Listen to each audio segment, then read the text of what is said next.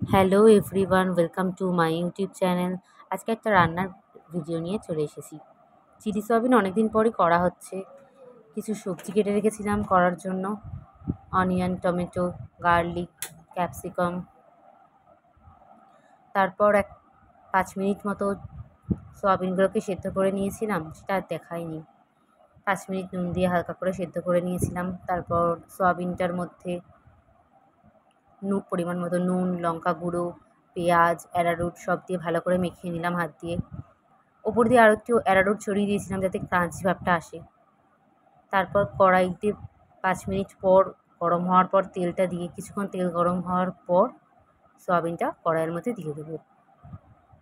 অনেকটা সয়াবিন যেহেতু ছিল সেজন্য একেবারে পুরোটা ভাজিনি, গায়ে লেগে যায় না, তো দুবারে ভেজেছি যাতে বেশ ভালো হয় ভাজাটা, ক্রাঞ্চি হয় যাতে।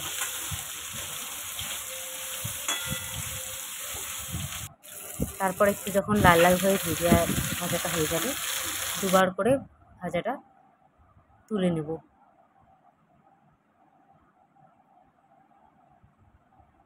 এগুলোও খেতে বেশ ভালোই লাগে ভাজাগুলো।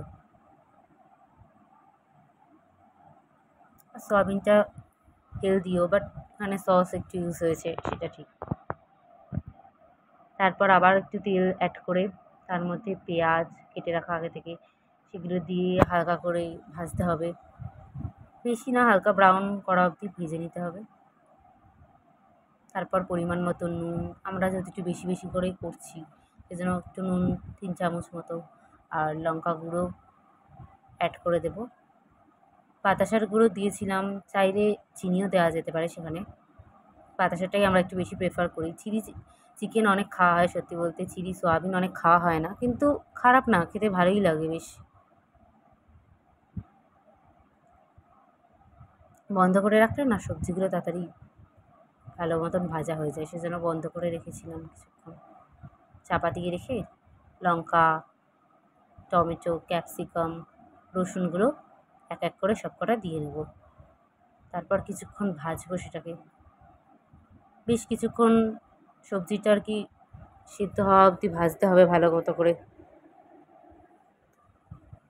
তারপর ওর মধ্যে কিছু সস অ্যাড করব। আপনাদের প্রেফারেবল সসগুলো ইউজ করতে পারেন। আমি তো এরকম এর মধ্যে চিলি সস,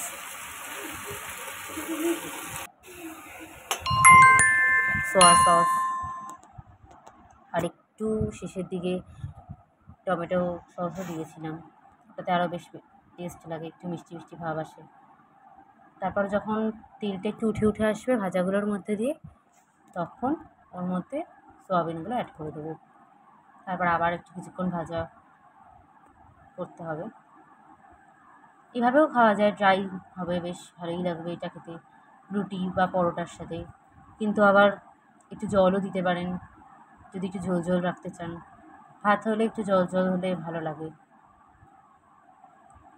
তারপর কিছুক্ষণ বন্ধ করে রেখে রুটি, পরোটা বা ভাতের সাথে সার্ভ করা যাবে। খেতে কিন্তু দারুণ হয়েছিল। ভালো লাগলে আপনারাও একবার ট্রাই করুন, আর ভালো লাগলে সাবস্ক্রাইব করে দেবেন প্লিজ।